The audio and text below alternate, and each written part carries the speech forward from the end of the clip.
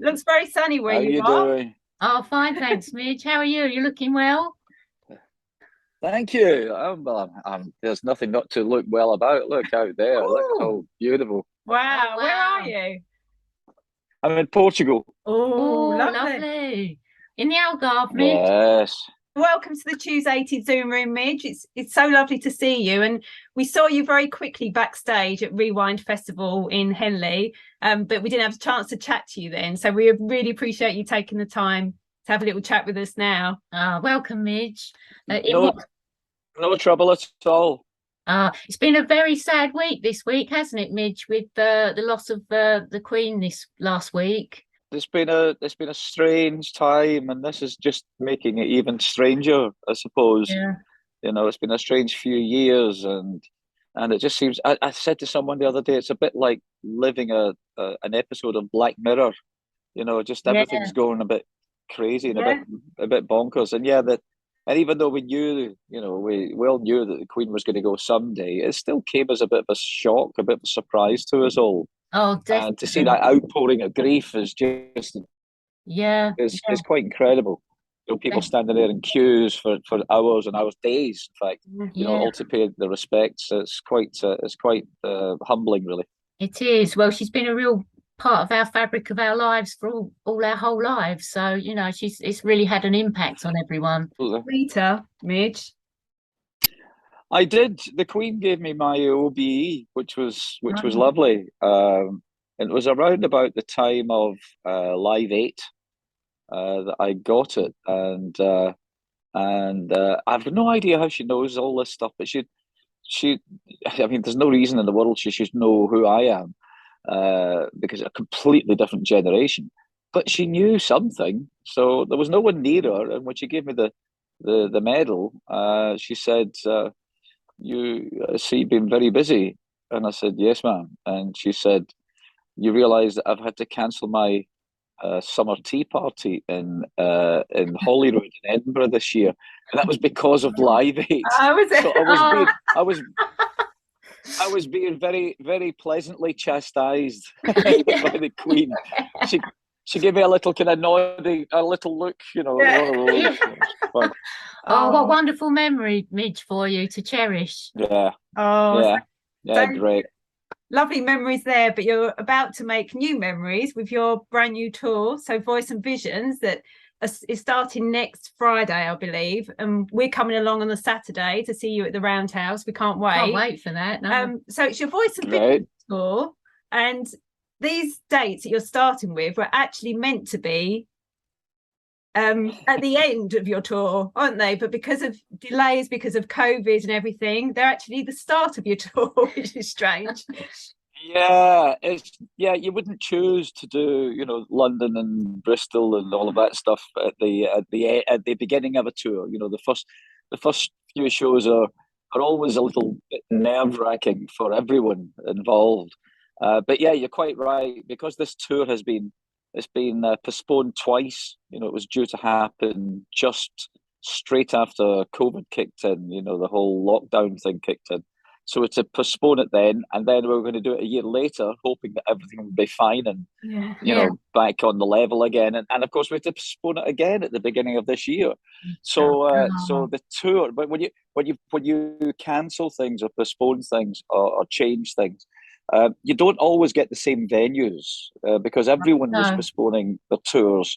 So the last time it was postponed, the venues the tour had been split in two. So we had a bunch of shows, which are the ones we're about to start next week. Then they didn't move, but the other shows moved. So everything's been moved back to next year, except those four shows. Yeah. So it's crazy. I mean, it's mad. But having it postponed twice, I feel that I just need to get out there and do it. Otherwise, people will never believe another word I say ever. So It's good for us, Midge, because we're going to be one of the first to see it. So Yeah. that'd be great for us. So what can we expect then? well, I'll point out all the mistakes for you. I'm sure they're Well, what we're happy. doing, I mean, yeah, no, there are always mistakes, but sometimes you can hide them. Sometimes it's the ones with the lyrics. I've been sitting here for the last couple of days desperately trying to relearn the lyrics because a lot of these songs I haven't played for a long time.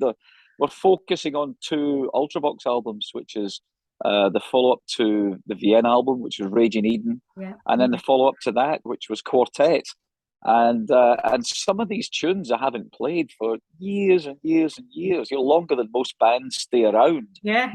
So I've had to start trying to relearn them all, and they're not sticking. So when I get something wrong, it's usually I'm singing the wrong lyric in the wrong place.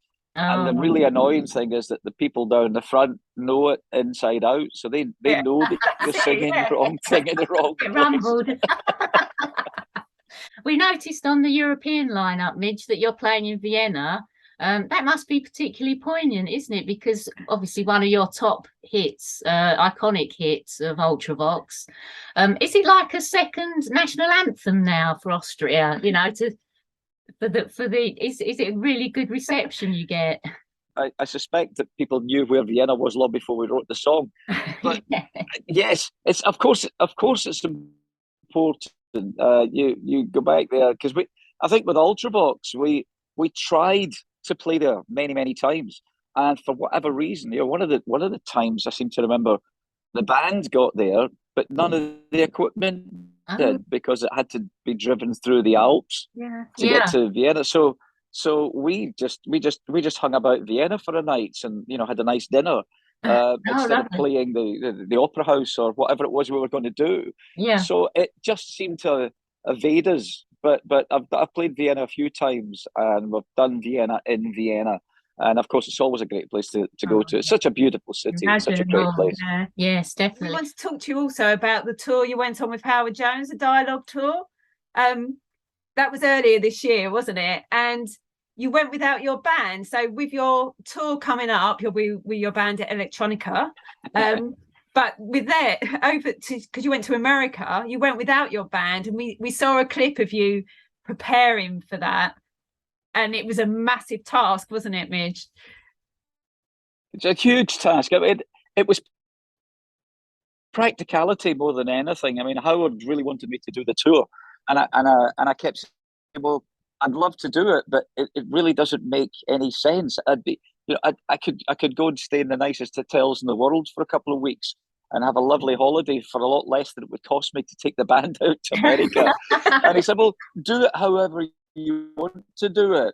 And he said, look, just come and travel on our bus, our nightliner. Just come and take one of the bunks on there, and we'll all travel together. And I thought, this sounds like great fun.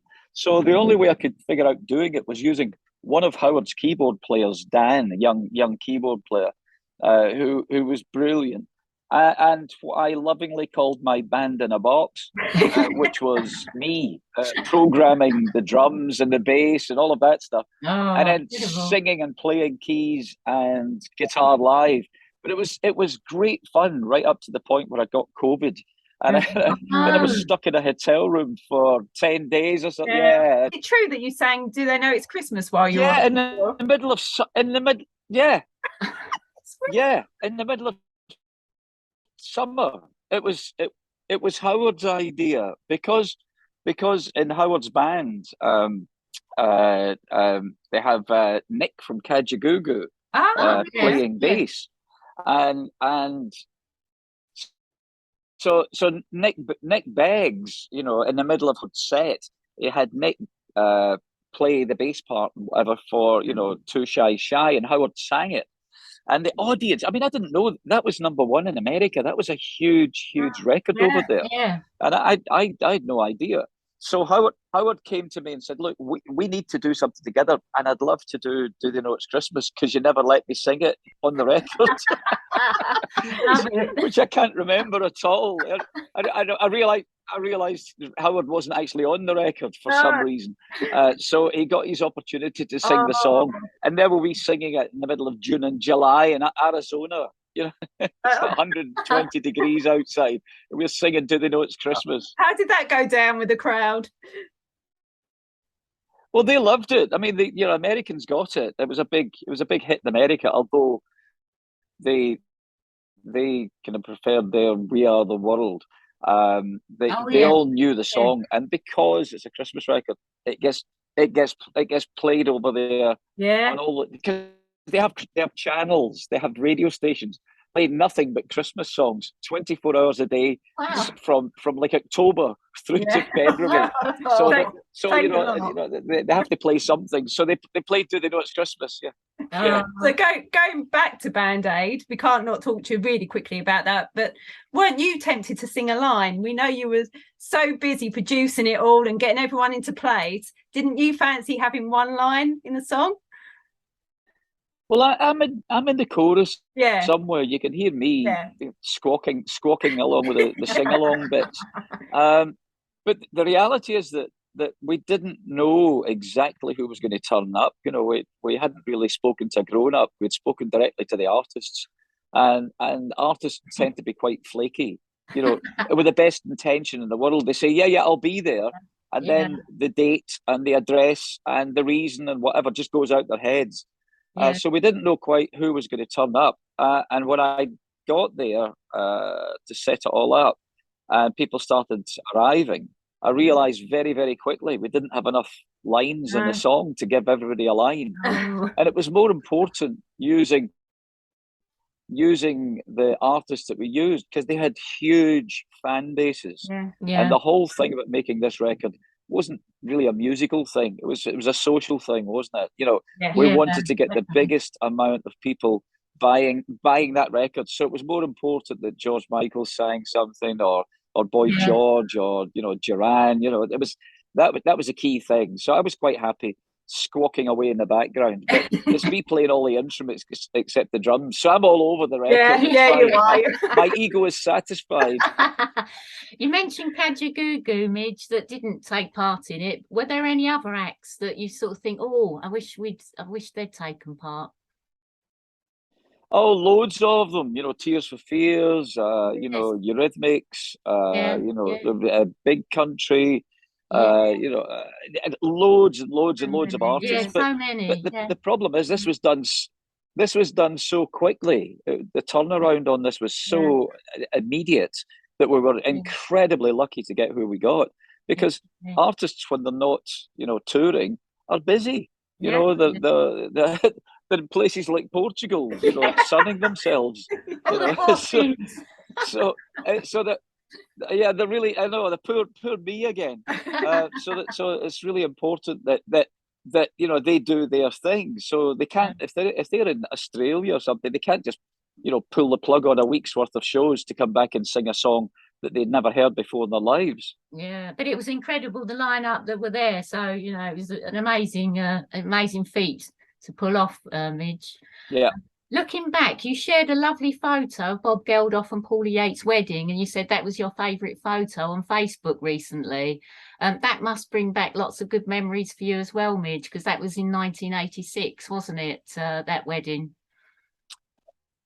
It was good and bad. You know, it's always poignant when you look at a photograph of a group of people like that and realise that quite a few of them aren't with us anymore. Yeah. And especially that, you know, a wedding photograph. But it was my favourite photograph simply because of, you know, David Bowie's response to me jumping up and lifting up my kilt.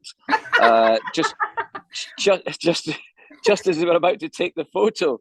And nobody knew I was going to do it. And I looked across and David Bowie was in tears. It was, and he was sitting, if you look at the photograph, he gets a throne. He got to sit on a throne. You know, I was in some kitchen chair or a cardboard box or something. David Bowie got a throne.